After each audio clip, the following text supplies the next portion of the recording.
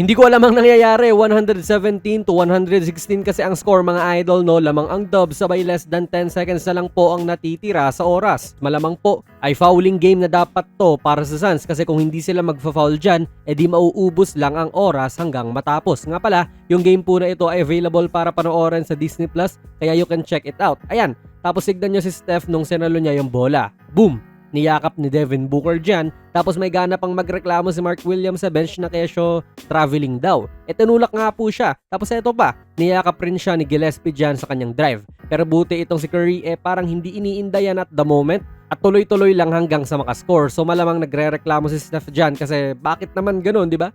Sa ibang anggulo, kitang-kita po si Steph na tinanggap ang bola dyan tapos hawak-hawak na siya ni Booker dyan, binatak pa nga, and dito pa lang, universally speaking ay foul na dapat po. Pero for some reason, walang tinawag. Dito hinawakan sa bewang ni Gillespie pero again, wala pa rin pong tawag sina ref.